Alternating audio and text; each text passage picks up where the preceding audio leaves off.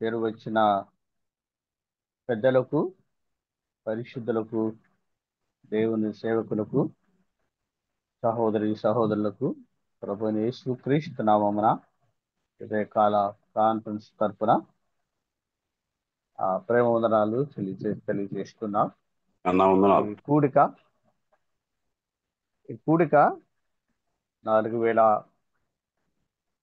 4595 దినమున మన మీద చేరి రావడానికి దేవుడు తన మహాకృప చూపాడు. ఉదయకాల సమయంలో ఆయన పాదశులు చేరి రావడానికి కూడిక మరి ప్రభువే తన కృప చేత నిర్వివాహంగా జరిగిస్తున్నందుకు ప్రభును స్తుతిద్దాం. రెండు విషయమై ప్రయాసపడుతున్న ప్రియులు బండబస్తున్న కుటుంబాన్ని బట్టి కూడా ప్రభువుని గణపతిద్దాం. ఈ సమయంలో కూడికను ప్రార్థనతో ప్రారంభించుకుందాం. మన మధ్య దేవుని సేవకులు జాన్ పాల్ ఉన్నారు, ప్రార్థించాలని కోరుతున్నాం.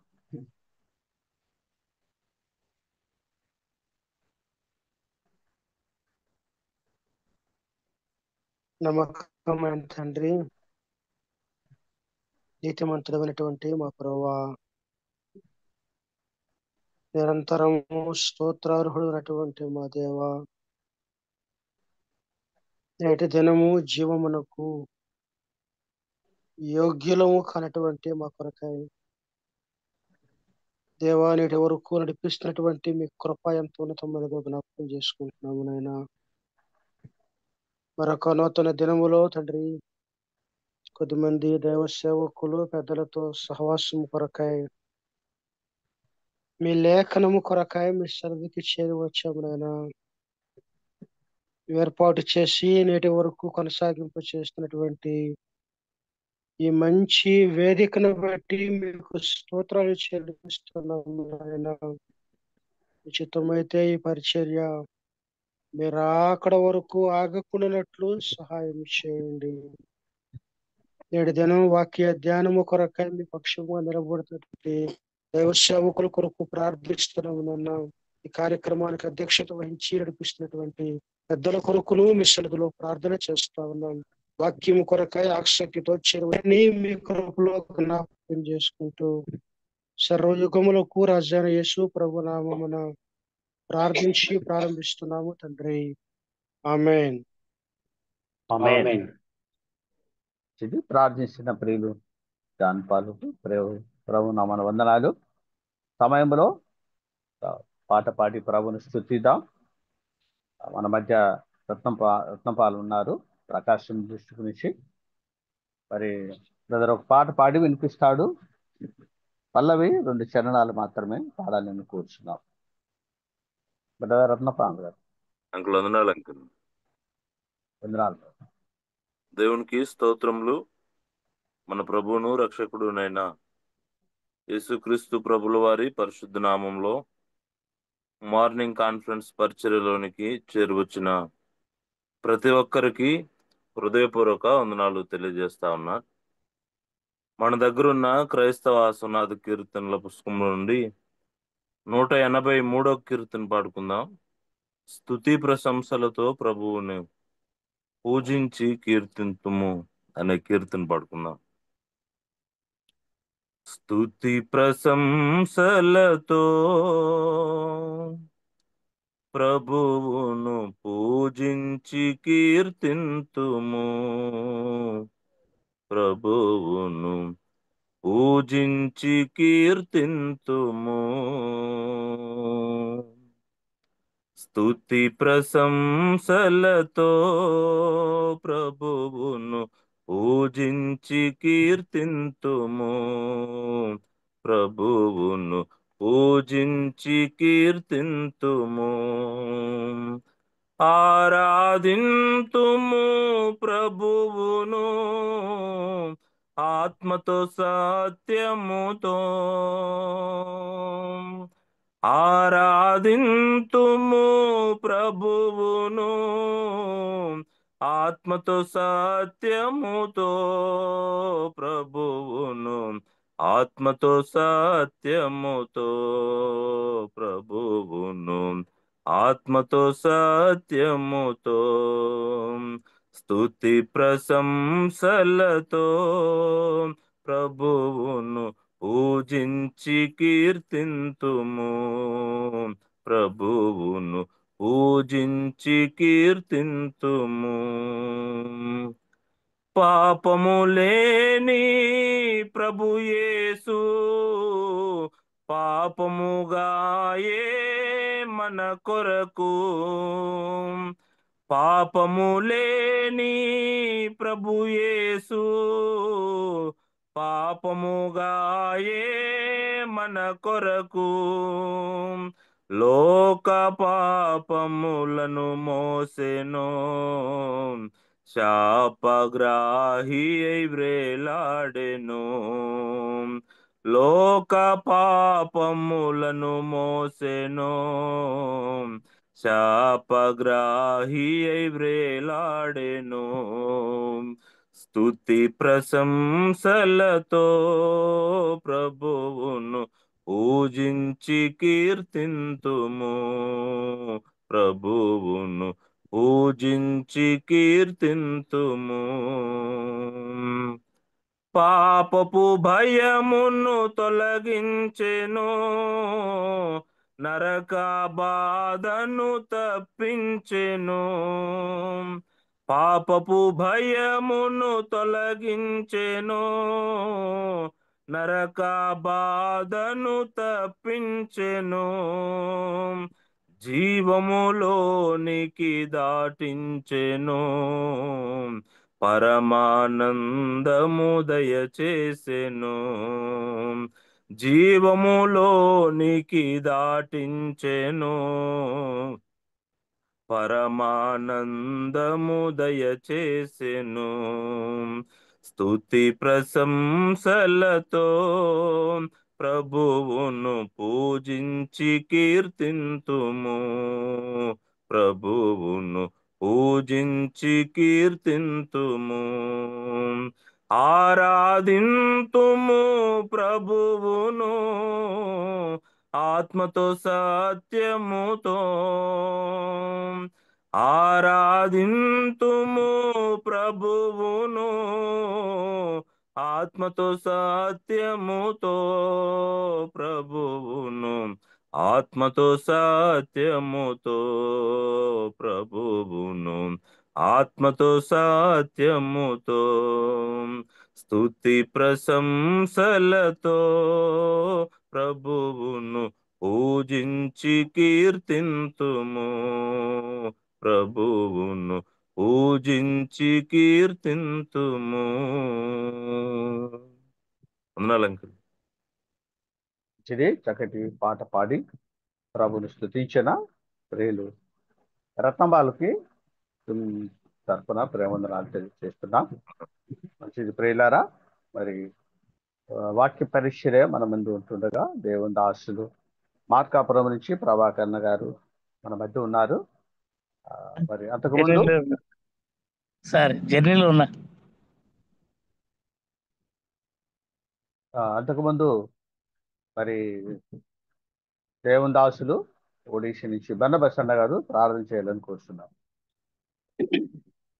స్తోత్రాడు మా ప్రభువా, మీ ఘనమైన నామాన్ని పూజిస్తూ ఉన్నాం.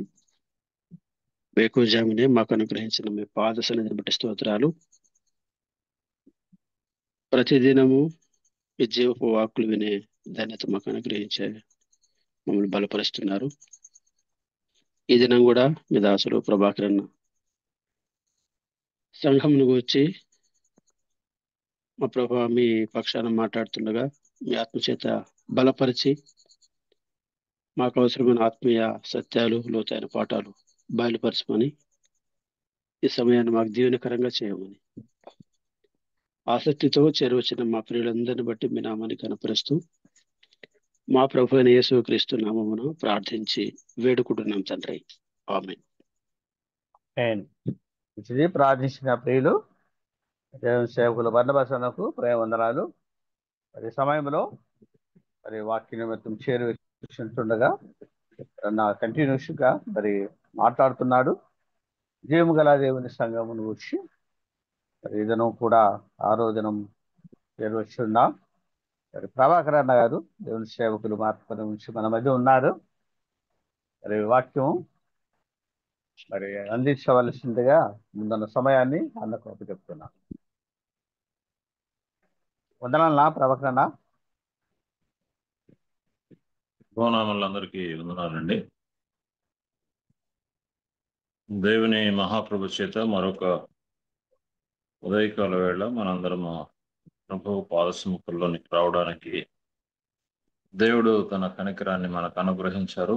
అందును బట్టి దేవునికి స్తోత్రం చెల్లిస్తున్నాం. ఉదయకాలము మన వాక్య ధ్యానమునకు సహాయకరంగా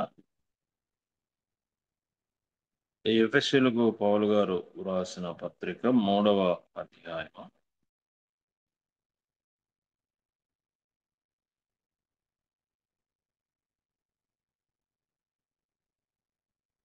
8వ వచనము నుంచి మనం చదువుదామండి. 3వ అధ్యాయము 8వ వచనం. దేవుడు మన ప్రభు అయిన క్రీస్తు యేసునందు చేసిన నిత్య సంకల్పము చొప్పున పరలోకములో ప్రధానులకును అధికారులకును సంఘము ద్వారా తన యొక్క నానా విధమైన జ్ఞానము ఇప్పుడు తెలియబడవలెను అని ఉద్దేశించి శోధింపశక్యము కాని క్రీస్తు ఐశ్వర్యమును అన్యజనుల్లో ప్రకటించుటకును సమస్తమును సృష్టించిన దేవుని యందు పూర్వకాలము నుండి మరుగైయున్న ఆ మర్మమును గూర్చిన ఏర్పాటు ఎట్టిదో అందరికీ తేటపరచుటకును పరిశుద్ధులందరిలో అత్యల్పుడనైన నాకు ఈ కృప అనుగ్రహించారు. ప్రభువారు మన కొరకై మాటలు దీవించునుగాక.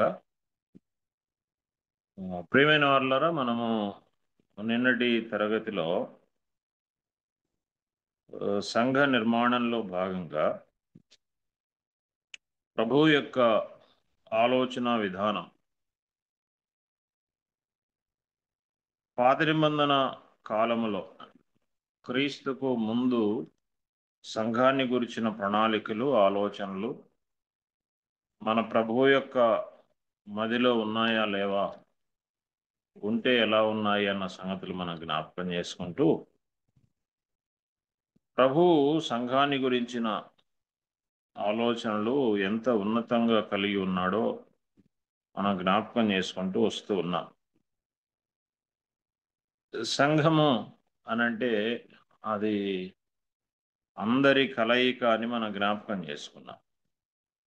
మనుషులందరూ ఏ భేదము లేకుండా క్రీస్తు యేసునందు రక్షించబడి విశ్వాసులై ఒకటిగా చేయబడాలి అన్నది ఆయన ఆలోచన. కారణం ఏంటి అనంటే మనిషిని తయారు చేసిన ఉద్దేశమే దేవుడు తనతో ఉంచుకోవాలని, తన దగ్గర ఉంచుకోవాలని, ఆయన తన స్వరూపాన్ని, తన పోలికను మానవులకు అనుగ్రహించాడు.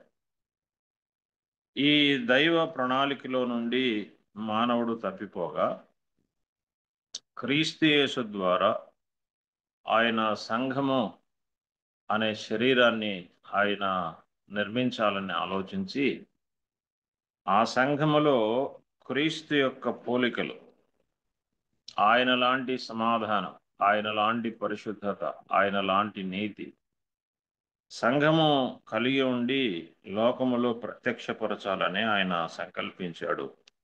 అందుకనే సంఘము ఎలాగో దేవుని స్వభావంతో నిండి ఉందో మనం నిన్నటి దినాన గమనించాం.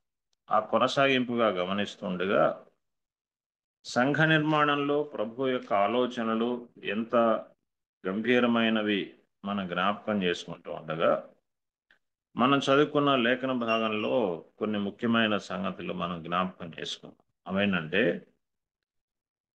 సంఘం ఎదుట దేవుని ఆలోచనలు ఎంత గంభీరమైనవి అనంటే 8వ వచనం చదువుతున్నాను చూడండి. దేవుడు మన ప్రభు అయిన క్రీస్తు యేసునందు చేసిన నిత్య సంకల్పము చొప్పున అన్నాడు. నిత్య సంకల్పము చొప్పున అనే మాటను మనం దృష్టి పెడదాం. సంఘము ఎదుట దేవుని ఆలోచనలు అవి నిత్యమైన సంకల్పముతో కూడుకున్నవి.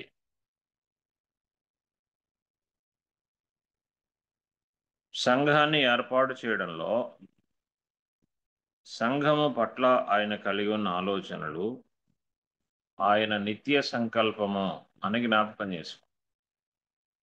ఆ నిత్య సంకల్పములో ఆయన ఎంత సుదీర్ఘమైన ఎంత శ్రేష్టమైన ఆలోచనలు కలిగి ఉన్నాడు అనంటే అక్కడ చదువుతున్న మాట చూడండి ఎంత గంభీరమైందో. సంఘము ద్వారా తన యొక్క నానా విధమైన జ్ఞానము ఇప్పుడు తెలియబడవలెనని ఉద్దేశించి శోధింప శక్యము గాని క్రీస్తు ఐశ్వర్యము అన్యజనులలో ప్రకటించుటకు సమస్తమును సృష్టించిన దేవుని యందు పూర్వము నుండి మరుగైయున్న ఆ మర్మమును గూర్చిన ఏర్పాటు ఎట్టిదో అందరికీ తేటపరుచుటకు అన్నాడు. దేవుని నిత్య సంకల్పము ఎంత గొప్పది అనంటే సంఘము ద్వారా దేవుని సంకల్పము ఎంత గొప్పదో చెప్తున్నాడు. సంఘము ద్వారా పరలోకములో ఉన్న ప్రధానులకు అధికారులకు సంఘము ద్వారా తన యొక్క నానా విధమైన జ్ఞానము తెలియచేయబడాలని దేవుడు ఉద్దేశించాడు అనే మాట మనం చదువు. ఈ మాట సంఘం యొక్క ఔన్నత్యాన్ని మనకు చూపించేది. సంఘము పట్ల ప్రభువు కలిగి ఉన్న గంభీరమైన ఆలోచనలు ఎంత ఉన్నతమైనవి. మనం చాలా సహజంగా పరలోకములో ఉన్నవారు, పరలోక సంబంధమైన వారు జ్ఞానవంతులు, బలవంతులు అనే ఆలోచన మనం కలిగి ఉన్నాం. వాస్తవం అది. అయితే సంఘానికి ప్రభు ఇచ్చిన శ్రేష్టత ఏంటి అనంటే ఆ బలవంతులైన వారికి కూడా, ఆ జ్ఞానవంతులకు కూడా సంఘము ద్వారా తన నానా విధమైన జ్ఞానము తెలియచేయబడాలని ఉద్దేశించాడు. పరలోకంలో ఉన్న ప్రధానులకు అధికారులకు అన్నాడు. ఇది మనకు పూర్తిగా అర్థం కాదు ఇప్పుడు ఇది. అయితే ఈ మాట ద్వారా మనము నేర్చుకునే సంగతి ఏంటంటే పరలోకములో ఉన్న ప్రధానులకు అధికారులకు కూడా దైవ జ్ఞానాన్ని నేర్పించేది సంఘమే అని పౌలు గారు ఇక్కడ రాస్తున్నాడు. దైవ జ్ఞానాన్ని నేర్పించేది సంఘమే. ప్రియులారా, ఈ మాట మనం చదువుతున్నప్పుడు లోకములో ఎన్నిక లేని వారు రక్షించబడి ఆయన సంఘముగా ఏర్పరచబడిన వారు ఎంత ధన్యులో ఈ మాట చెప్తూ.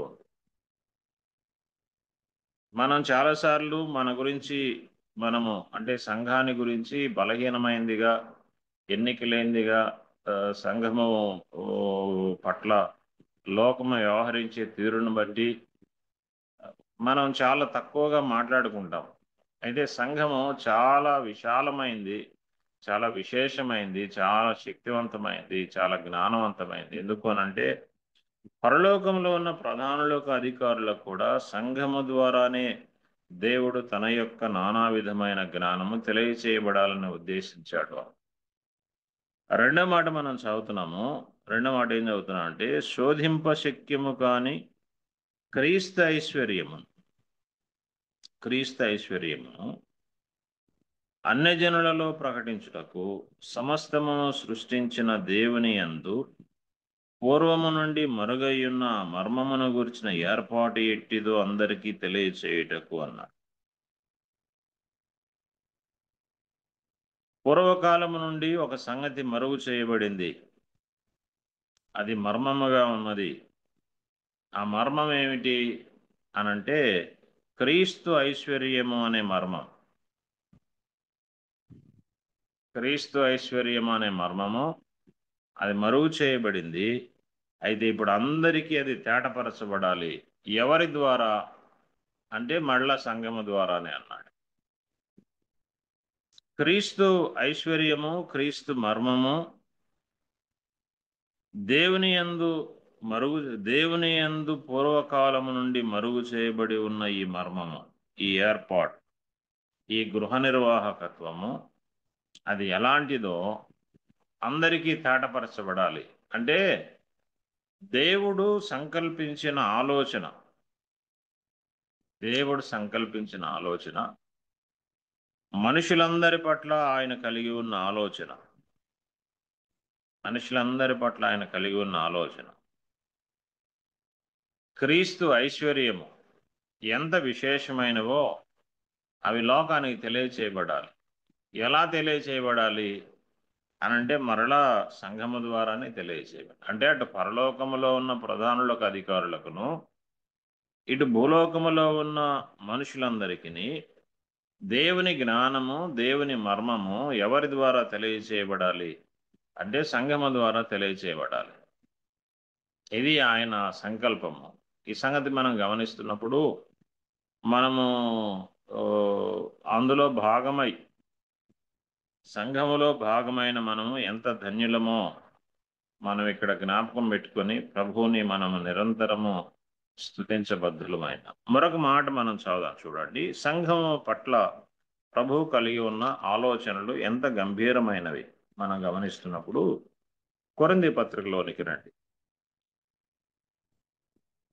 కొరింథీలకు రాసిన పత్రిక, ఆ మొదటి పత్రిక 6వ అధ్యాయం. సంఘానికి ప్రభు ఇచ్చిన ఐశ్వర్యం ఎంత గొప్పదో ఇక్కడ మనం మరలా చదువుతాం. 2వ వచనం చదువుదాం, చూడండి. 2వ వచనం. అక్కడేమో పరలోకములో ఉన్న ప్రధానులకు, అధికారులకు అన్నాడు. ఇక్కడేమన్నాడో చూడండి. పరిశుద్ధులు లోకమునకు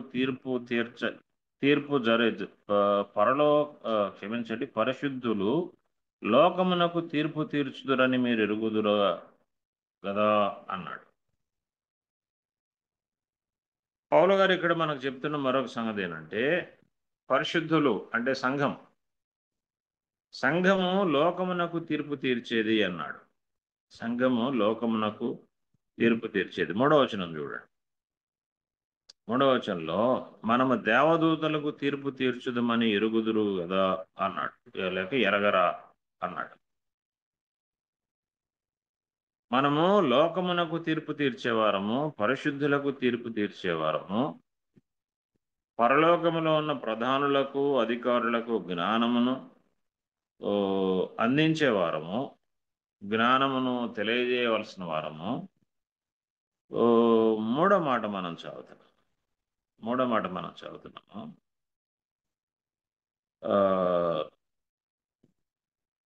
3వ వచనం. మనము దేవదూతలకును తీర్పు తీర్చుదుమని ఎరగరా, ఈ జీవన సంబంధమైన సంగతులను గూర్చి మరి ముఖ్యముగా తీర్పు తీర్చవచ్చును కదా. కాబట్టి ఈ జీవన సంబంధమైన వ్యాజ్యములు మీకు కలిగిన ఎడల వాటిని తీర్పు తీర్చుటకు సంఘములో తృణీకరింపబడిన వారిని కూర్చుండబెట్టుదురా.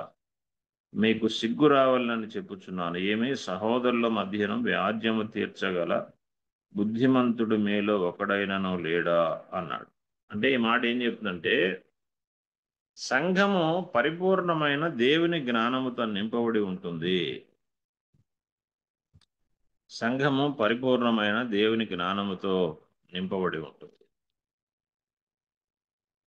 సంఘము ఎంత పరిపూర్ణమైంది అనంటే, అటు పరలోకములో ఉన్న ప్రధానులకు, అధికారులకు దేవుని జ్ఞానాన్ని బోధించేది, అలాగే క్రీస్తును గూర్చిన సంగతి శోధింప శక్యము గాని క్రీస్తు ఐశ్వర్యాన్ని సమస్త ప్రజలకు తెలియచేసేది సంఘము, దేవదూతలకు తీర్పు తీర్చేది సంఘము, లోకమునకు తీర్పు తీర్చేది సంఘము అన్నాడు. ఇది సంఘం యొక్క ఔన్నత్యాన్ని మనకు జ్ఞాపకం చేసే మాటలు కాగా, సంఘాన్ని ప్రభు ఇంత ఉన్నతమైన ఆలోచనలతో ఆయన నిర్మించాడు, ఆయన సంకల్పించాడు. అందుకే ఆ మాట మనం చదువుతున్నాము. దేవుని నిత్యమైన సంకల్పము అన్నాడు. దేవుని నిత్యమైన సంకల్పము సంఘం ఎదుట చాలా చాలా ఉన్నతమైనవి, చాలా ఉన్నతమైనవి. ఈ సంగతులు మనం గ్రహించిన నాడు, ఈ సంగతులు మనకు అర్థమైన నాడు మనము మన ఆలోచన విధానం, సంఘము పట్ల మన ఆలోచన విధానము, మనం ఎంత శ్రేష్టమైన వారమో ఎరగవలసినట్టుగా మనం ఎరుగుదాం. ఈ సంగతి మనం గమనిస్తున్నప్పుడు రాజకుమారుడు దాసుని వల్లే ప్రవర్తించడము, అది రాజును అవమానపరచడం కదా. రాజకుమారుడు దాసుని వల్లే ప్రవర్తించడం, అది రాజును అవమానం. సంఘము లోకములో శ్రేష్టమైందిగా ప్రభువు చూస్తుండగా, సంఘము లోకములో శ్రేష్టమైందిగా ప్రభు ఆలోచన కలిగి కొనసాగిస్తూ ఉండగా, లోకములో సంఘము ఆయన ఆలోచనను ప్రతిబింబించకపోతే, లోకము సంఘము ద్వారా ప్రభావితం చేయబడకపోతే, మనము దేవుని గూర్చి, ఆయన సంకల్పాన్ని గూర్చి, ఆయన మర్మమును గూర్చి ముందుగా మనకి సరిగా అర్థం కాలేదు అని దాని సారాంశం. ఉదయకాలము ఈ విషయాన్ని ముందుగా మన హృదయాల్లో జ్ఞాపకం పెట్టాలి. సంఘం పట్ల దేవుని యొక్క మహోన్నతమైన ఆలోచన ఎంత గొప్పది అని అంటే మరొక మాట మనం చూడండి. ఇదే 3వ అధ్యాయం. మరలా మనం ఎఫెసీ పత్రిక 3వ అధ్యాయము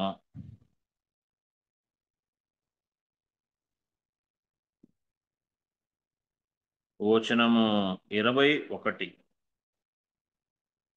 వచనం 20-21లో మనలో కార్యసాధకమైన తన శక్తి చొప్పున అనే మాట పట్టుకుందాం.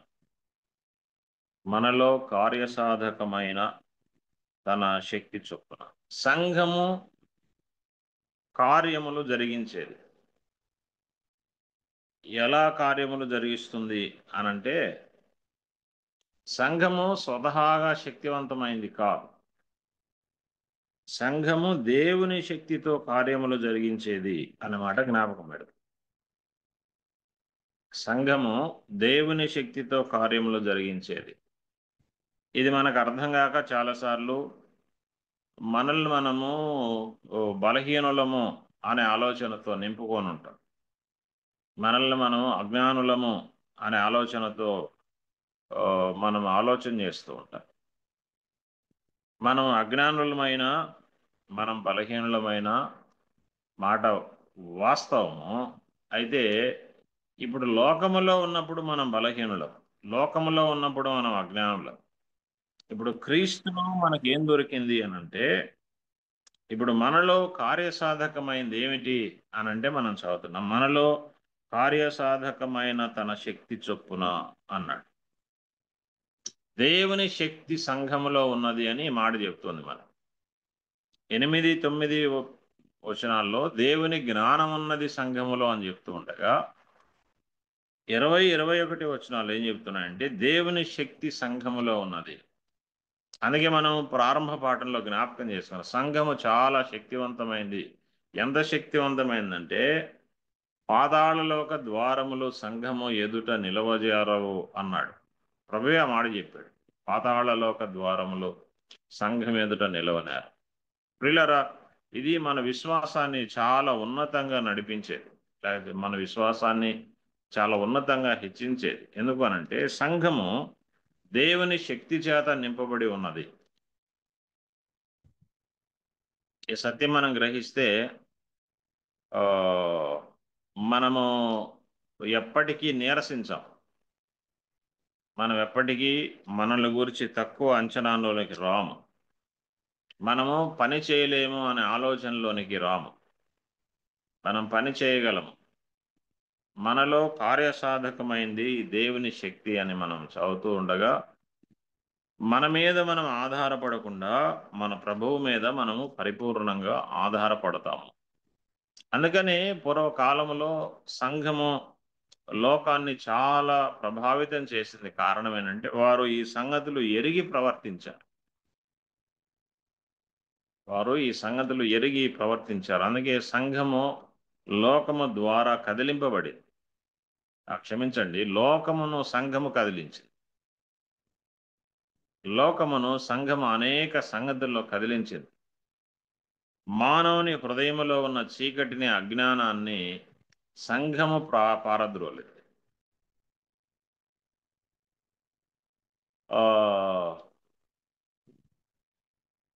ప్రవీణ్ గారు, పగడాల ప్రవీణ్ గారు, ఆయన మరణించిన తర్వాత ఆయన మాట్లాడిన అనేక సంగతులు వెలుగులోనికి వచ్చాయి. అందులో ఒక సంగతి ఏంటి అని అంటే, ఒకప్పుడు భారతదేశంలో శూద్రులైన వారు, మహిళలు, వారికి జాకెట్ లేదు.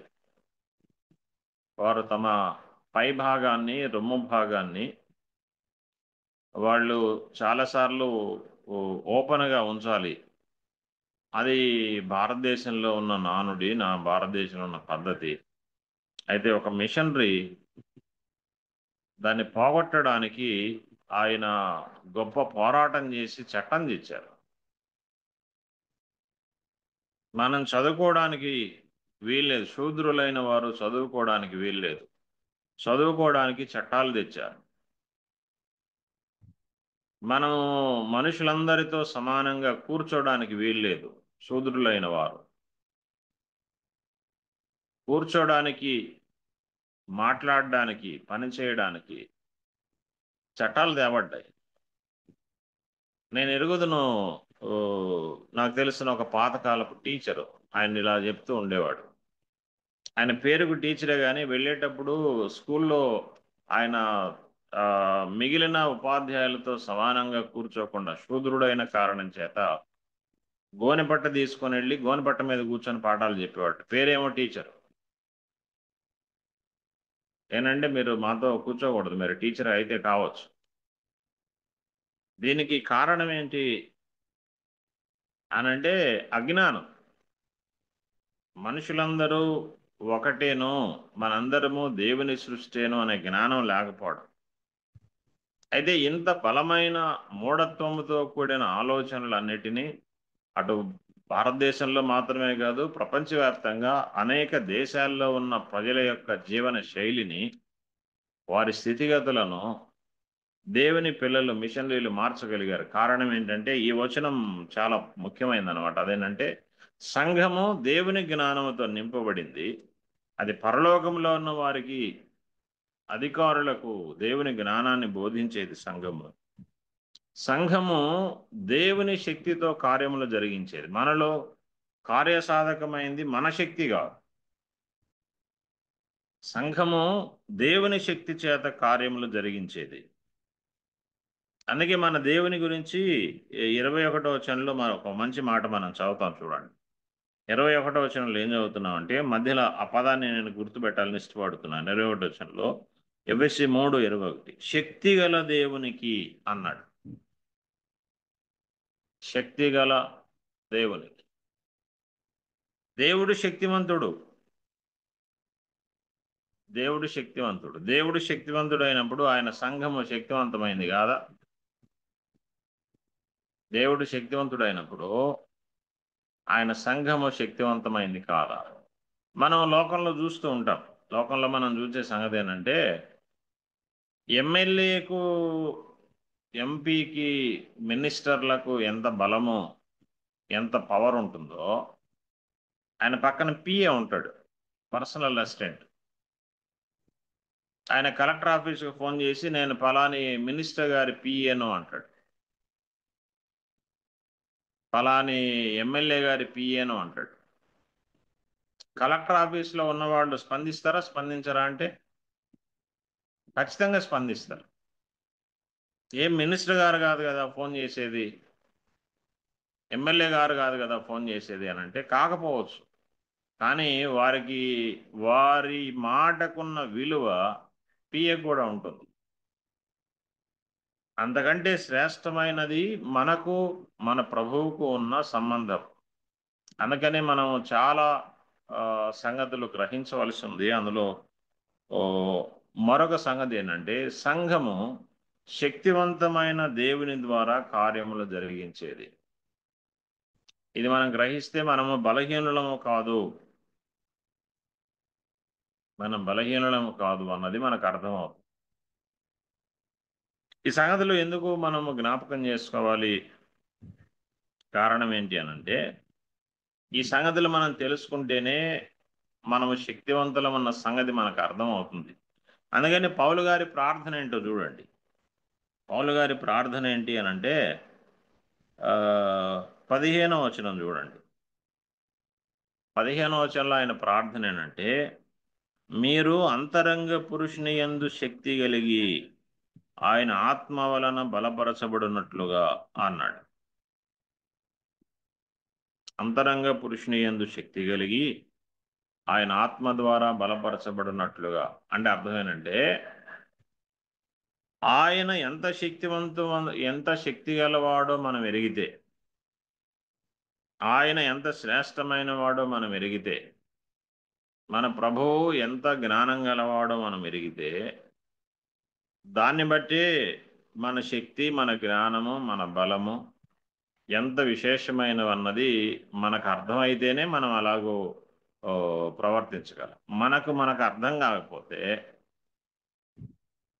మనం అలాగ ప్రవర్తించలేం. అందుకని లోకంలో ఒక సంగతి ఉంది. లోకంలో ఒకసారి ఒక దైవజనుడు ఇలా జ్ఞాపకం చేశాడు. మనము ఎంత గంభీరమైన శక్తి జ్ఞానము దేవుడు సంఘానికి ఇచ్చాడు అన్న సంగతి తెలియకపోతే ఏం జరుగుతుంది అనడానికి జరిగిన సంఘటన జ్ఞాపకం చేశాడు. అదేనంటే ఒక కుటుంబంలో కుటుంబ యజమానుడు చనిపోయిన తర్వాత ఆ తల్లి తనకు ఒక్కడై ఉన్న కుమారుని ఆమె కష్టపడి కూలీనాలి చేసి కష్టపడి చదివించింది. ఆ కుమారుడు కూడా కష్టపడి చదువుకున్నాడు, పెరిగి పెద్దవాడయ్యాడు. ఇక్కడ చాలా కటిక పేదరికంలో ఉన్న కుటుంబము ఆ అబ్బాయి విద్య ద్వారా గొప్ప స్థితిలోనికి రావాలని ఆశించి బాగా చదువుకున్నాడు. తన చదువుకు తగినట్టుగా ఆయన అమెరికా దేశంలో ఉద్యోగాన్ని సంపాదించాడు. ఆ ఉద్యోగం వచ్చిన తర్వాత ఆ అబ్బాయి వాళ్ళమ్మ చెప్పాడమ్మా, ఇక నుంచి నువ్వు కూలి పనులకు వెళ్ళొద్దు, పొలం పనులకు వెళ్ళొద్దు, ఇన్నాళ్ళు కష్టపడ్డావు, నీవు ఇంటి దగ్గరే ఉండు, నేను నీకు నెల నెల డబ్బులు పంపిస్తాను, నేను అక్కడ బాగా సంపాదించిన తర్వాత నేను కూడా ఇక్కడికే వస్తాను, అప్పుడు ఇద్దరం కలిసి సంతోషంగా ఉన్నాము అని చెప్పి తన తల్లికి చెప్పి ఆ అబ్బాయి అమెరికా వెళ్ళిపోయాడు. అమెరికా వెళ్ళిపోయిన తర్వాత వీళ్ళ దూర బంధువు ఒక ఆయన ఒక 2 నెలల తర్వాత ఆ ఇంటి వైపు వచ్చాడు.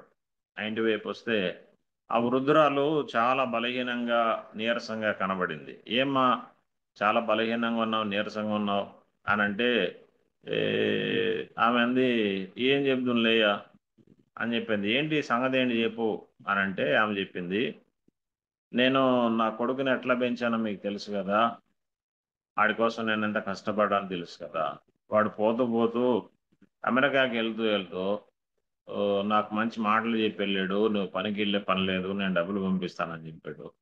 వాడు పోయాడు కానీ నన్ను మర్చిపోయాడయ్యా, నన్ను పట్టించుకోలేదు, నాకు ఇక్కడ తినడానికి సరైన తిండి కూడా లేకుండా పోయింది అని చెప్పి ఆమె చాలా బాధపడుతూ చెప్పింది. ఈయనకు చాలా కోపం వచ్చింది. ఎందుకనంటే బాల్యం నుంచి ఆ పిల్లాడిని ఆమె ఎట్లా కష్టపడి పెంచిందో ఎరిగినవాడు కాబట్టి.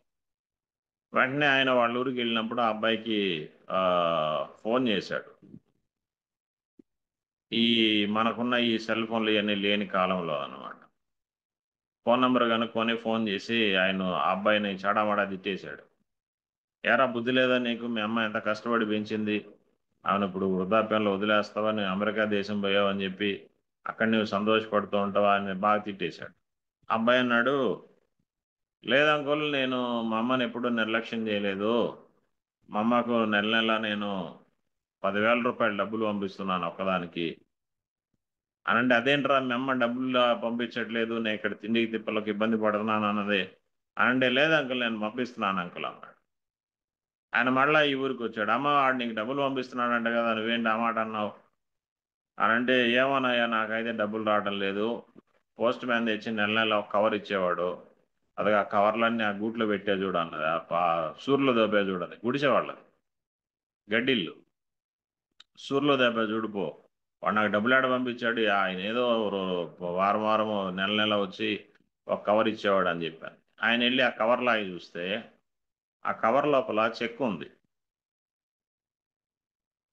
ఆయన అన్నాడమ్మా, ఈ చెక్ తీసుకెళ్ళి నువ్వు బ్యాంకులో ఇస్తే నీకు 10,000 రూపాయలు డబ్బులు ఇస్తారమ్మా అని అంటే ఆమె ఆశ్చర్యపోయింది. ఈ పేపర్ ఇస్తే డబ్బులు ఇస్తారా అని అంటే, ఇది పేపర్ కాదమ్మా, దీన్ని చెక్ అంటారు. నీ కుమారుడు నిన్ను నిర్లక్ష్య పెట్టలేదు, వాడు నెల నెల నీకు డబ్బులు పంపిస్తున్నాడు అని అంటే, ఆవిడకి తెలియక తన చేతిలో ఉన్నవి డబ్బులు అన్న సంగతి తెలియక తన కుమారుడిని అపార్థం చేసుకొని ఆమె బలహీనపడి. ప్రియులారా, ఇక్కడ ఈ సంగతి ఎందుకు చెప్పుకుంటున్నాం అంటే, అసలు మనం ఎవరము, మన స్థితి ఏంటి, మన శక్తి ఏంటి, ప్రభువు మనకిచ్చిన స్థానం ఏంటి, సంఘము తెలుసుకోకపోతే మనం చాలా వెనకబడి ఉంటాం. చాలా చాలా వెనకబడ్డాం. అందుకే నేటి కాలంలో మనకు సంఘాన్ని గురించి సరైన ఆలోచన అవగాహన లేక మనము లోకాన్ని ప్రభావితం చేయవలసింది, అజ్ఞానాన్ని ప్రభావితం చేయవలసింది, అంధకారాన్ని ప్రభావితం చేయవలసింది పోయి మనము ఏ ప్రభావము లేనివారుగా, ఏ జ్ఞానము లేనివారుగా, ఏ శక్తి లేనివారుగా మనం తయారైపోయాం. కారణం ఏంటంటే మనం ఎవరమో మనకే తెలియదు. అందుకని పౌలు గారు చాలా స్పష్టంగా చెప్తున్న సంగతి ఏంటంటే, సంఘము పరలోకములో ఉన్న ప్రధానులకు, అధికారులకే జ్ఞానం నేర్పించేది అంటే ఎంత జ్ఞానవంతమైంది. కొరింథీ పత్రికలో మనం చదివినట్టుగా సంఘము లోకమునకు తీర్పు తీర్చేదైతే సంఘము ఎంత శక్తివంతమైంది. సంఘము దేవదూతలకు తీర్పు తీర్చేది అంటే సంఘము ఎంత శక్తివంతమైంది. సంఘము దేవుని శక్తి చేత కార్యములు జరిగించేది అనంటే సంఘము ఎంత పవర్ఫుల్లో. అందుకే ఆయన అన్నాడు, మీరు భూలోకములో ఇద్దరు ఏకీభవించి దేన్ని బంధిస్తారో దాన్ని బంధిస్తానన్నాడు, దేన్ని విప్పుతారో అది విప్పబడుతుంది అన్నాడు. కారణం ఏంటంటే సంఘానికి ప్రభు అంత పవర్ ఇచ్చాడు. సంఘానికి ప్రభు అంత శక్తిని, జ్ఞానాన్ని, అధికారాన్ని ఇచ్చాడు. ఈ సత్యాలు మనము గ్రహిద్దాము. మనకున్న ఆలోచన విధానాన్ని మనం మార్చుకొని ఒక నూతనత్వంతో మనం ముందుకు సాగడానికి ప్రయత్నం చేద్దాం. ఈ సంగతులు పౌలు గారు ఎందుకు చెప్తున్నాడు అనంటే, మనం నిన్నటి దినానంతా మనం గమనించిన సంగతి ఏంటంటే, సంఘములో విభేదము లేకుండా ఏకత్వం ఉండాలి. సంఘములో ఏ రకమైన విభేదము లేకుండా సంఘము ఏకత్వంతో ఉండాలి. ఎందుకు అనంటే, ఇప్పుడు మనం 21వ వచనాన్ని మనం చదువుదాం. 3వ అధ్యాయం 21వ వచనం. సంఘము క్రీస్తు యేసు మూలముగా సంఘములో తరతరములు సదాకాలము దేవునికి మహిమ అన్నాడు. సంఘము ఎల్లప్పుడూ దేవుని మహిమపరిచేదిగా ఉండాలి. లోకములో సంఘము ద్వారా ఎల్లప్పుడూ సదాకాలము దేవునికి మహిమ. మనము ఈ మహిమ ఎలా వస్తుంది అనంటే కార్యముల ద్వారానే వస్తుంది. ఈ మహిమ ఎలా వస్తుంది అనంటే లోకములో క్రీస్తు ఐశ్వర్యము బయలుపరచబడ్డప్పుడే వస్తుంది. క్రీస్తు ఐశ్వర్యము బయలుపరచబడ్డప్పుడు వస్తుంది. నేడు క్రీస్తు ఐశ్వర్యాన్ని, జ్ఞానాన్ని, శక్తిని, ఆయనకున్న దైవత్వాన్ని లోకము మరుగు చేయాలని చూసి ఇటీవల కాలంలో మనం చూసే సంగతి ఏంటంటే, అసలు యేసుక్రీస్తు దేవుడు కాదు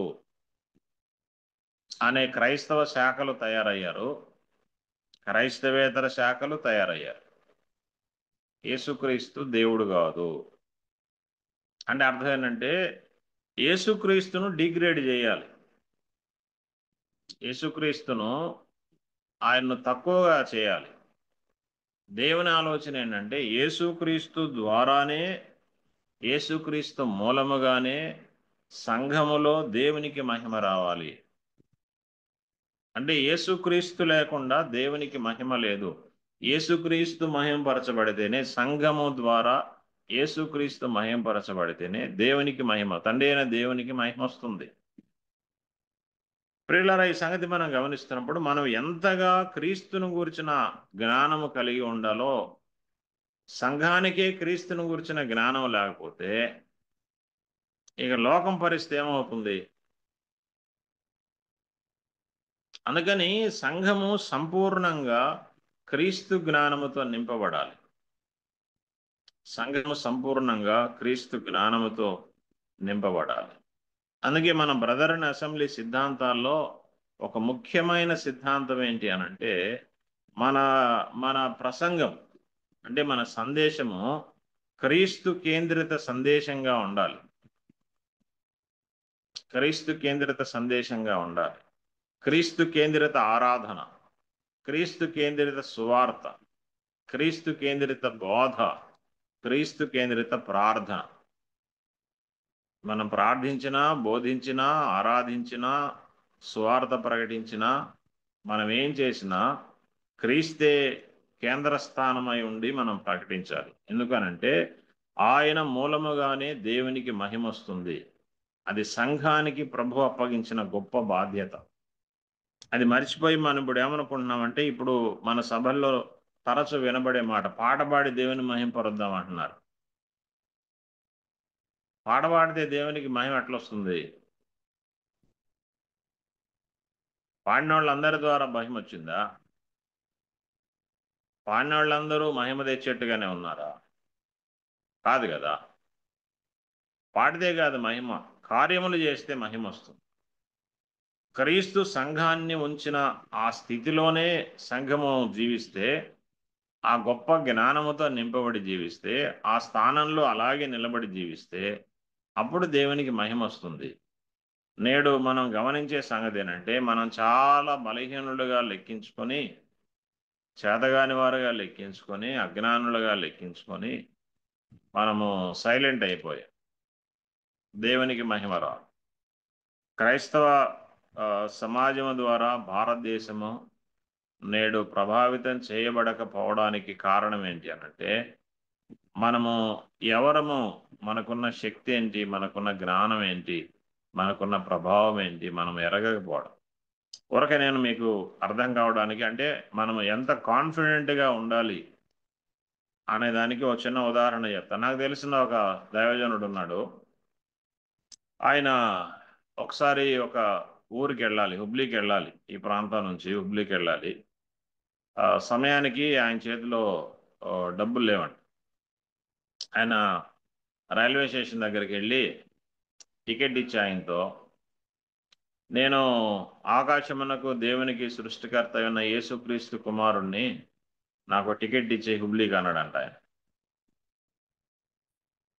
అంటే డబ్బులు వేయి అనంటే, సృష్టికర్త అయిన దేవుని కుమారుని నుండి డబ్బులు అడుగుతాం, టికెట్ ఇచ్చేయండి, ఆయన ఇచ్చేసాడు. అంటే ఆయనకున్న పరిచయాన్ని బట్టి ఆయన అట్లా అడిగాడు. అంటే ఆయన కాన్ఫిడెంట్ ఏంటి అనంటే, నేను సృష్టికర్త అయిన దేవుని మనిషిని, నేను సృష్టికర్త అయిన దేవుని మనిషిని. యోనా ఏం చెప్పాడండి? యోనాని అడిగారు కదా, తర్షీషు వారు అడిగారు కదా, ఎవరు నీవంటే యోనా ఏం చెప్పాడు?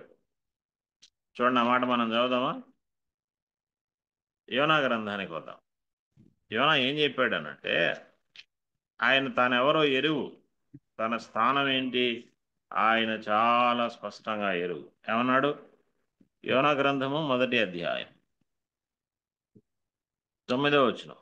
అతడు వారితో ఇట్లనెను, నేను హెబ్రీయుడను, సముద్రమునకును భూమికిని సృష్టికర్తయై ఆకాశమందు ఉండు దేవుడై ఉన్న యెహోవా యందు నేను భయభక్తులు కలవాడను. ఈ మాట చెప్పినప్పుడు వాళ్ళ రెస్పాన్స్ చూడండి ఎలా ఉందో. వచనం 10 ఆఖరి మాట చూడండి. వారు ఆ సంగతి తెలుసుకొని మరింత భయపడి అన్నారు. వారు ఆ సంగతి తెలుసుకొని మరింత భయపడి. అంటే దీని అర్థం ఏంటంటే, యోనా తానెవరో ఎరుగును. అందుకే అక్కడ సమస్య తన వల్లనే వచ్చింది అని పరిష్కారం కూడా ఆయన చెప్పాడు. ఏం చేయాలంటే, నన్నైతే సముద్రంలో పడేయండి, ఈ సముద్రం నిమ్మళిస్తుంది అన్నాడు. యోనాకి ఎలా తెలిసింది అంటే యోనా సేవించే దేవుడు యోనాకు ఈ సంగతి బయలుపరిచాడు. ఆకాశమునకు భూమికి సృష్టికర్త అయిన దేవుడు యోనాకి సంగతి బయలుపరచగా యోనా సమస్యకు పరిష్కారం చెప్పగా వారు ఎత్తి సముద్రంలో పడేశారు.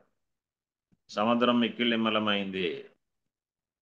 చూడండి ఆయన ఎలా ప్రభావితం చేశాడంటే వెంటనే చూడండి 16వ వచనం 15-16 యోనాను ఎత్తి సముద్రంలో పడవేయగానే సముద్రము పొంగకుండా ఆగెను. ఇది చూడగా ఆ మనుషులు యెహోవాకు మిగుల భయపడి ఆయనకు బలి అర్పించి మ్రొక్కుబడులు చేసిరి. ఇది ఇంగ్లీష్ భాషలో అయితే ఆయన ఆరాధించిరి అని ఉంటది. ఆయన్ను ఆరాధించిరి, ఆయనకు బలులర్పించి ఆయనను ఆరాధించి యెహోవాకు భయపడిరి అన్నాడు. వారు యెహోవా వైపు తిరగడానికి, ఆయనకు భయపడడానికి, ఆయన ఆరాధించడానికి కారణం ఏంటి అనంటే యోనా ఇచ్చిన స్టేట్మెంట్ అన్నమాట. యోనా ఇచ్చిన స్టేట్మెంట్, యోనా తానెవరో కలిగి ఉన్న స్థితి, ప్రియులారా మనం ఎవరమో, మన స్థితి ఏంటో మనము ఎరిగి ఉండవలసిన వారమై ఉన్నాము. అది ఉదయకాలం మన మనసులో గట్టిగా నాటుకుందాం. మనం ఎవరం, సంఘానికి ప్రభు ఇచ్చిన ఔన్నత్యము, మహాత్యము, స్థానము, జ్ఞానము, అధికారం ఏంటి ఎరగడానికి మనం ప్రయత్నం చేద్దాం. ఎందుకు, కారణం ఏంటి అనంటే ఈ సంగతి ఎరిగితేనే, ఈ సంగతులు మనం తెలుసుకుంటేనే సంఘములో మన ప్రవర్తన సరిగా ఉండదు. మనం ఎవరమో తెలుసుకుంటే గాని సంఘములో మన ప్రవర్తన సరిగా ఉండదు. మనం ఎవరమో మనకే అర్థం కాకపోతే మన ప్రవర్తన ఎలా ఉంటుంది? చెప్పండి. చూడండి, అందుకని పౌలు గారు ఏమంటున్నాడంటే, ఇప్పుడు మనం ఎఫెసీ పత్రిక 4వ అధ్యాయంలో పౌలు గారు ఏం చెప్తున్నాడు అనంటే, కాబట్టి మీరు సమాధానమైన బంధము చేత ఆత్మ కలిగించు ఐక్యమును కాపాడుకున్నట్టు యందు శ్రద్ధ కలిగిన వారై ఉండండి అన్నాడు. సంఘము ఏకత్వంతో ఉండాలి. 2వ అధ్యాయంలో ఉద్దేశం అదే. నానా రకాల మనుషులతో, నానా రకాల జాతులతో నింపబడిన సంఘము ఐక్యతతో ఉండాలి, సమాధానముతో ఉండాలి. ఎందుకు అనంటే ఆ 4వ అధ్యాయ ప్రారంభము కాబట్టి అన్నాడు. దేన్ని బట్టి? దేవునికి మహిమ కలగాలి కాబట్టి, పరలోకములో ఉన్న అధికారులకు, ప్రధానులకు సంఘము ద్వారా దేవుని జ్ఞానము ప్రత్యక్షపరచబడాలి కాబట్టి, క్రీస్తు ఐశ్వర్యము లోకానికి వెల్లడి చేయబడాలి కాబట్టి, లోకమునకు, దేవదూతలకు మనము తీర్పు తీర్చవలసిన వారం కాబట్టి సంఘము ఐక్యతతో ఉండాలి, సమాధానముతో ఉండాలి. సంఘమే గలిబిలిగా ఉంటే, సంఘమే మాదిరి లేకపోతే ఎలాగ మనము ఆయన మహింపరచగలము? కాబట్టి ప్రియులారా, ఆయన మహిమను మనం కోరుకునేవారమైతే మనకు ఈ లక్షణాలు ఉండాలి. మనం ఎవరమో ఎరగాలి. సంఘములో ఐక్యత, సమాధానము ఈనాడు కొరవడ్డానికి కారణం ఏంటంటే అసలు మనం ఎవరమో. అందుకే పౌలు గారు అన్నాడు, మీరు లోకానికి తీర్పు తీర్చవలసిన వారై ఉంటే లోకం దగ్గరికి ఎలా వెళ్తారు మీరు అన్నాడు. లోకానికి తీర్పు తీర్చవలసిన వారం లోకం దగ్గరికి ఎట్లా వెళ్తాము? నేను త్రిపురాంతకంలో ఉన్నప్పుడు సంఘటన జరిగింది. అదేనంటే త్రిపురాంతకంలో ఉన్న పాస్టర్స్ అందరూ కలిసి పాస్టర్స్ యూనియన్ వాళ్ళు ఎంఆర్ఓ గారి దగ్గరికి వెళ్ళారు. సార్, త్రిపురాంతకంలో పలాని వైపు బంజరు భూమి ఉంది, మాకు పాస్టర్స్ కాలనీకి ఆ స్థలాన్ని కేటాయించండి అని పాస్టర్స్ నాయకులు వెళ్ళారు ఆయన దగ్గరికి. వెళ్తే ఆయన బయటికి వచ్చి పాస్టర్స్ అందరి వచ్చిన వాళ్ళందరినీ ఉద్దేశించి ఆయన అన్నాడు, పాస్టర్ అంటే అర్థం ఏంటి అన్నాడు. పాస్టర్ అంటే అర్థం ఏంటి అంటే, పాస్టర్ అంటే తెలుగులో కాపరి అని అర్థం. కాపరి. కాపరి ఎక్కడ ఉండాలా?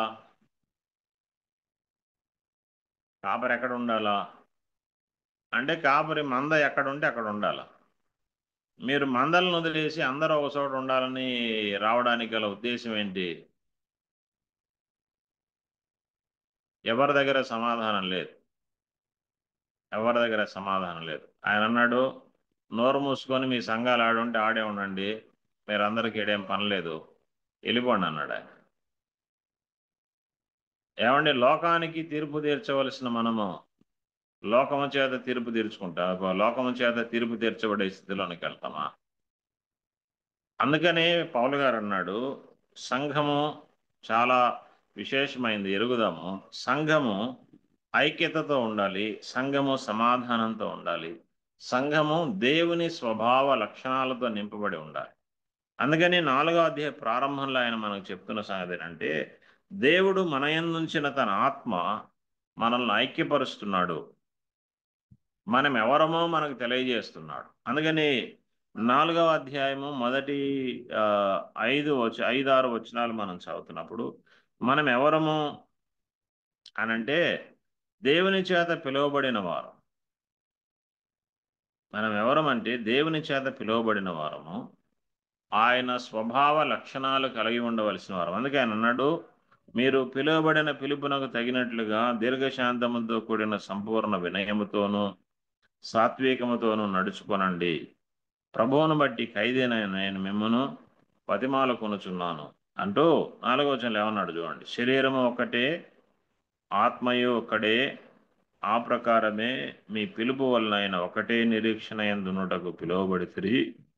ప్రభువు ఒక్కడే, విశ్వాసం ఒక్కటే, బాప్తీసం ఒక్కటే, అందరికీ తండ్రి అయిన దేవుడు ఒక్కడే. ఆయన అందరికీ పైగా ఉన్నవాడై అందరిలోనూ వ్యాపించి అందరిలో ఉన్నాడు. అయితే మనలో ప్రతివానికిని క్రీస్తు అనుగ్రహించిన వరము యొక్క పరిమాణం చొప్పున కృప ఇయ్యబడెను అన్నాడు. ఈ మాటలు ఏం చెప్తున్నాయనంటే, ప్రభువు మనల్ని పిలిచిన ఉద్దేశం ఎరిగి ఆ ప్రకారము జీవించండి, ఒకరితో ఒకరు సమాధానంతో ఉండండి, ఒకరితో ఒకరు ప్రేమతో ఉండండి, ఐక్యతతో ఉండండి. ఎందుకనంటే మనందరము ఒకటేను, మన విశ్వాసం ఒకటేను, మన తండ్రి ఒకటేను, మన ప్రభువు ఒకటేను, మన బాప్తీసం ఒకటేను, మన పిలుపు ఒకటేను. ఈ సత్యం మనం ఎరిగితే సంఘము బలంగా ఉంటుంది. సంఘము చాలా చాలా బలంగా ఉంటుంది. ఈ సంగతులు తెలుసుకుంటే మనలో కార్యసాధకమైన వాడు దేవుడే. మనలో కార్యసాధకమైన వాడు దేవుడే. దేవుని గురించిన జ్ఞానముతో, ఆయన మనల్ని పిలిచిన పిలుపు వల్ల ఆయన విలువతో మనం ఈ లోకంలో బ్రతకాలి అన్నది ప్రభువు యొక్క గంభీరమైన ఆలోచన. ఆలోచన ప్రకారము మనం భూలోకంలో జీవిస్తూ వెళితే ఆ తర్వాత సంఘం యొక్క ప్రభావం ఎంత గొప్పగా ఉంటుందో మనం చూడగలం. నేడు మనము అలాగూ గ్రహించి జీవిస్తున్నామా లేదా అన్నది పరిశీలన చేసుకుందాం. సంఘము నేడు దేవుని ఆలోచన ప్రకారము ఉన్నదా లేదా అన్నది మనల్ని మనమే పరిశీలన చేసుకుందామో, సంఘాన్ని గురించి ప్రభు యొక్క ఆలోచన ఏంటో అర్థం చేసుకుందామో, ప్రభువు ఆలోచన మేరకు మనము జీవించే ప్రయత్నం చేద్దాం. ప్రభువు మనకు వాటి కృపను అనుగ్రహించునుగాక. వచ్చే పాఠంలో ఇట్టి శ్రేష్టమైన స్థానం ఇవ్వబడిన సంఘము, దాని పని, సంఘములో పని, సంఘము చేయవలసిన పని వచ్చే పాఠంలో మనం గమనిద్దాం. ప్రార్థన చేసుకుందాం. మహిమగల తండ్రి, మీకు స్తోత్రాలు. ఈ ఉదయకాల సమయంలో సంఘాన్ని మీరు నిర్మించే క్రమంలో సంఘం పట్ల మీరు కలిగి ఉన్న ఉద్దేశాలు ఎంత గంభీరమైనవో, ఎంత ఉన్నతమైనవో మేము తెలుసుకోవడానికి మీరు సహాయం చేశారు, మిమ్మల్ని స్తుతిస్తున్నాం. లేఖనాల వెలుగులో మమ్మల్ని మేము దైవ జ్ఞానంతో నింపుకొని లోకంలో మీ మహిమ కొరకు ఎలా జీవించాలో మీరు జ్ఞాపకం చేసిన సంగతులకై స్తోత్రం చెల్లిస్తున్నాం. మీ ఆలోచనలో ప్రతిబింబిస్తూ ఈ లోకయాత్రలో మేము జీవించడానికి సహాయం చేయండి. మా ప్రాణ విమోచకుడు రక్షకుడు యేసు ప్రభువు నామంలో స్తోత్రం చెల్లించి ప్రార్థించి వేడుచున్నాము తండ్రి. ఆమేన్. ఆమేన్. ఆమేన్. అందువలన మంచిది, చక్కటి వాక్య వెలుగులు మమ్మల్ని నడిపించినందుకు ప్రియులు మరి ప్రభాకరణకు విశేషంగా ప్రేమవందనాలు. మరి ఇంతవరకు అన్న తిరిగి దాన్ని వివరించారు కాబట్టి నేను కూడా వివరించను. సంఘములో మన యొక్క స్థానము, దేవుడు ఎక్కడ మనల్ని ఉంచాడు, ఎందు నిమిత్తం సంఘములో శక్తివంతులుగా ఉంచాడు, లోకంలో తీర్పు తీర్చేవారుగా దేవతలకు తీర్పు తీర్చే శక్తిని ఇచ్చాడు. కానీ మనం వాటిని ఎన్నో ఎరగక కోల్పోతున్నాము. కారణం మనలో బలహీనత, సంఘములో సహవాసం, సంఘ ఐక్యత లేకపోవటం, మనల్ని మనము గుర్తించుకోలేకపోవటం బట్టి సంఘము మరి చాలా వెనకంజ వేస్తుంది అనే విషయాలు మనకు మన ముందుకు తీసుకొచ్చాడు. మంచిది, సమయంలో మరి వాక్యం ఫలించులాగున మన ప్రియులు పెద్దలు ఇజ్రాయెల్ అన్న హైదరాబాద్ నుంచి ఉన్నారు, ప్రార్థించాలని కోరుచున్నాం. వందనాలు అన్నా. ఇంద్రాల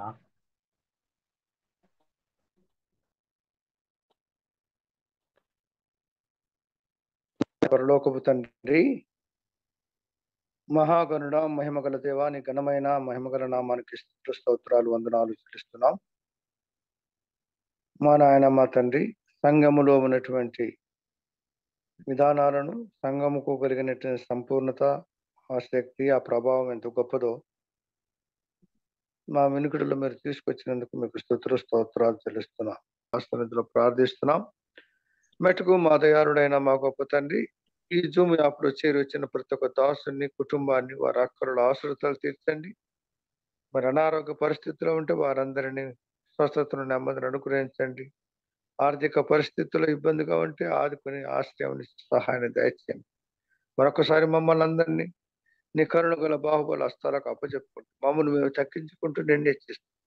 నా సమస్తమును తిరిగినటువంటి దేవుడు, నీ కృప కనికరములతో మమ్మల్ని నింపి ఆశీర్వదించమని మా ప్రాణప్రియుడు, మా రక్షకుడు, మా విమోచకుడు, మీ ప్రియ కుమారుడు అయిన యేసుక్రీస్తు వారి యొక్క దివ్యమైన మహిమగల నామమున స్తోత్రాలు చెల్లించి ప్రార్థించి బతిమాలుకొని వేడుకొనుచున్నాము మా ప్రియ పరలోకపు తండ్రి. ఆమేన్. ప్రార్థించిన రేలు ఇజ్రాయెల్ అన్నకు ఆ ప్రేమ వందనాలు. ఇంతవరకు ఈ కార్యక్రమంలో మరి ప్రార్థించిన వారు, ఆ పాట పాడి ప్రభువుని స్తుతించిన వారిని బట్టి, విశేషంగా వాక్య పరిచయం చేసిన దేవదాసులు ప్రభాకర్ అన్నకు ప్రత్యేకమైన వందనాలు తెలియజేస్తూ, మరి చేరువచ్చిన మీ అందరికి కూడా ప్రభు అయిన యేసుక్రీస్తు నామమున వందనాలు తెలియజేస్తూ, ఈ అవకాశం నాకు కల్పించిన రైలు దేవదాసులు కొడేసి బర్నబాస్ అన్నను వందనాలు తెలియజేస్తూ తిరిగి సమయాన్ని అన్నకు అప్పచెప్తున్నాను.